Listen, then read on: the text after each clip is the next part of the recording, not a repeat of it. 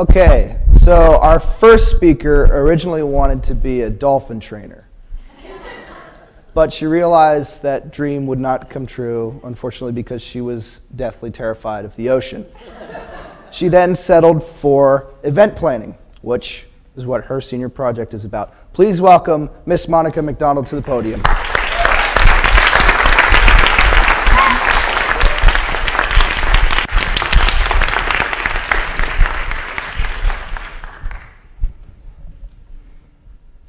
"100 people. That is how many contributed to make my event possible. Looking around this room, my guess is no less than half of you were a part of that community. We spend months planning one event that will happen in a span of a couple of hours, maybe a little bit more, then it's over. So why is it that we put all this effort into creating one event? Leading up to April 22nd, I had the same question. On April 22nd, 2017, I hosted the D-Pod Ball. This was a fundraiser in honor of Mauro de Padua to raise money for the British Academy Scholarship Fund. This fund is designed to provide financial aid for young adults to attend a new church camp in Atherstone, England. I wish I could take credit for this idea, but it was not originally mine. Instead, I took on the task of reorganizing this event that has not occurred for several years. Still, I made it my own. With a whole new team of volunteers and a different venue, this would be the event I envisioned. Planning this particular event appealed to me not only because I am close to Mauro de Padua's family, but also because years ago, this same event gave me the opportunity to attend the British Academy Summer School, or BAS, this upcoming summer. I am interested in event planning, so when someone mentioned the need to coordinate this event, it did not take me long to commit. I wanted to bring friends and family together to remember a great asset to the community, and to raise money for the British Academy Scholarship Fund, so others could have the opportunity to benefit from this camp. As I entered the planning phase of this project, I did not need to do much research. I was previously exposed to the ins and outs of event planning because of my research paper that focused on event management. That research consisted of a little bit of reading and a lot of talking with professionals in the field, as well as firsthand experience. This included working for a catering company, helping set up for events around the community, and helping with the planning process of smaller scale events. This project had two distinct purposes. First, my goal was to bring the community together and to revive an event that means a lot to many people. Having a night specifically to remember and honor such a dear member to the community felt important to me. Creating a night during which members of the community of all ages could have fun together felt equally important. The second purpose of this project was to gain a better understanding of the event planning world. I want to explore the field of event planning in college, so I used this course as a way to gain greater exposure to it. I would gain experience in the field I am interested, one that I will most likely pursue in the future. I can say with confidence that I successfully achieved both of these goals. As it turns out, it takes a lot of work to plan an event like this. I knew it would be time-consuming. However, I don't think I fully understood the level of a commitment it would require. While mapping out my task analysis back in January, I tried to write down the major steps of the process. Looking back, I realized I left out many major steps. There are so many I did not anticipate, and when they came up, they took a lot more time and resources than expected. For instance, communication. I had to contact innumerable people to make this event possible. And contacting does not just mean shooting a quick email to someone like I thought it might. Oftentimes, it meant writing out a well-worded email, setting up a phone call or a meeting, sending follow-up emails. You get the picture. But in the end, it was all worth it. While planning and putting on the D-Pod Ball was my project, raising money for the BAS Scholarship Fund was my service piece. The generous community who hold Mauro close to their hearts donated the bulk of things I needed for the event. Donors covered the cost of the band, the venue, even a photo booth, and many people donated food, drinks, and raffle prizes. After using some of the proceeds from the event to pay expenses, I'm left with close to $3,000 to donate to the Bass Scholarship Fund, which will provide students with financial aid.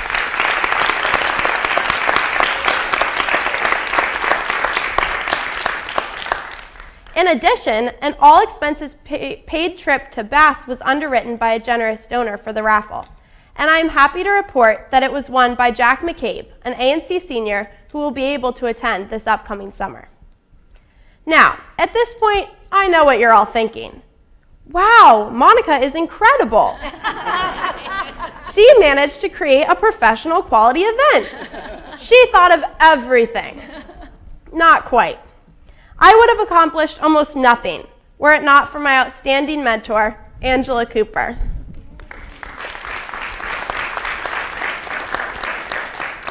And if you aren't familiar with her, trust me, she is a professional.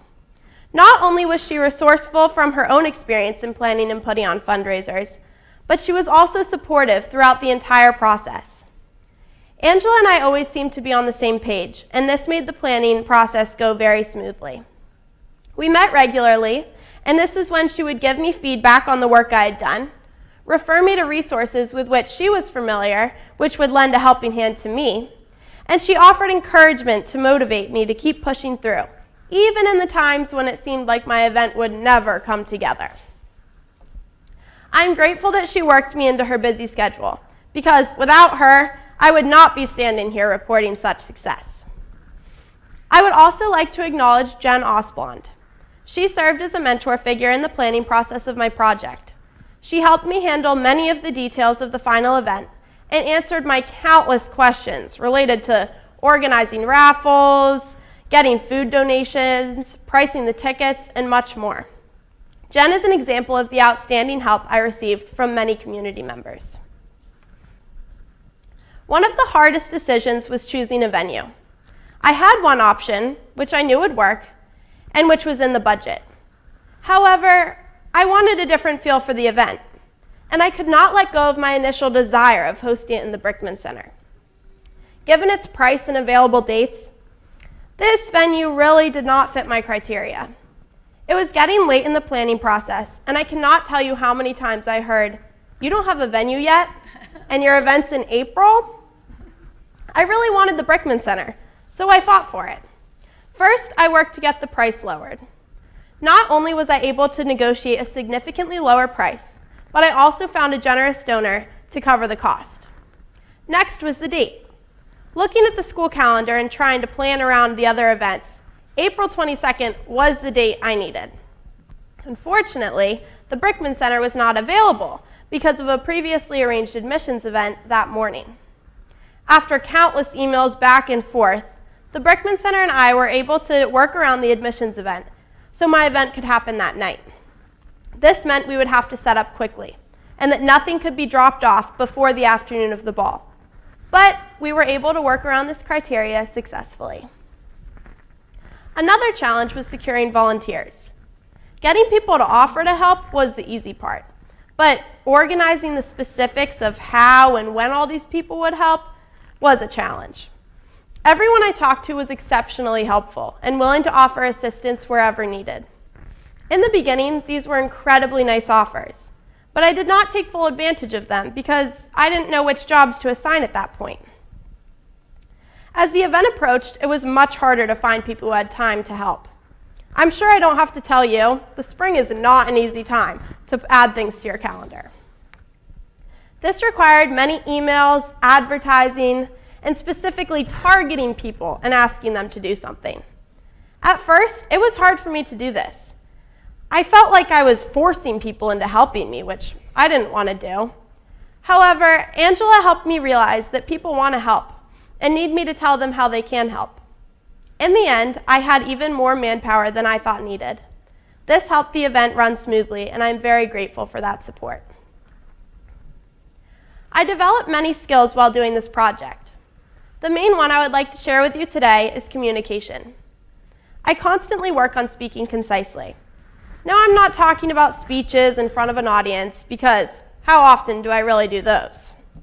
But I want to speak concisely in my everyday conversations and interactions as well.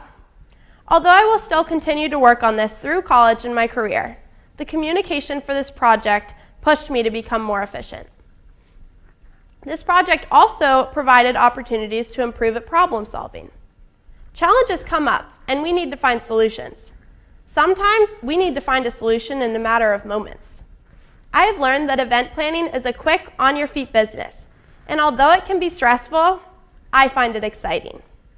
All the stress and the time and the effort, it's so worth it when you experience the results of all your hard work.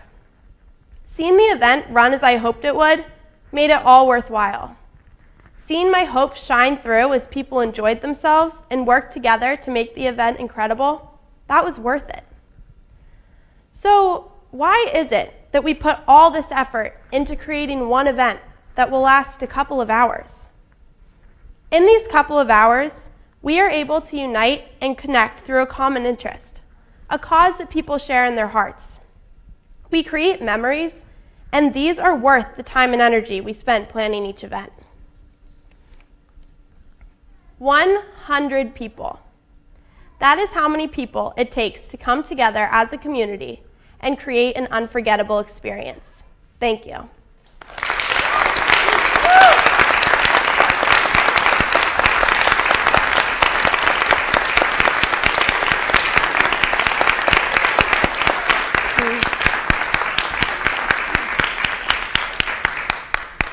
Are there any questions? Yes.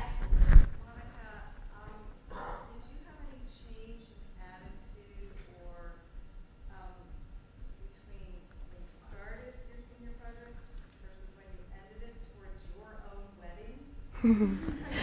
Did I have any change in attitude from when I started senior project to the end for my own wedding?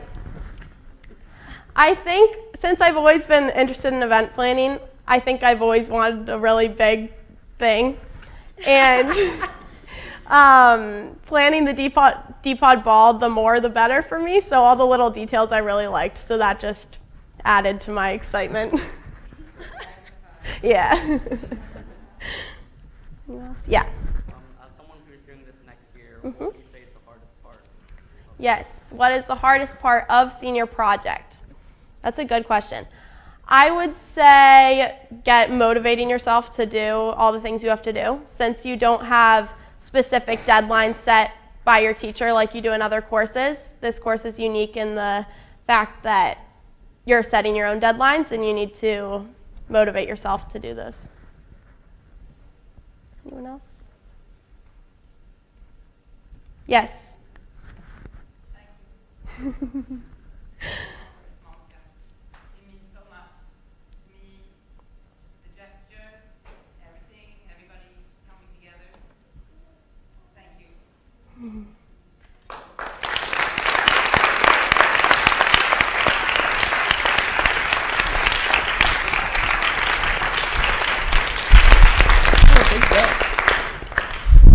All right, we are going to take a brief intermission to allow the judges to gather their thoughts. Please feel free to come up and look at these awesome senior project portfolios that everyone worked so hard on. There will also be refreshments in the hallway back there. So we'll probably get back here in 5 or 6 minutes.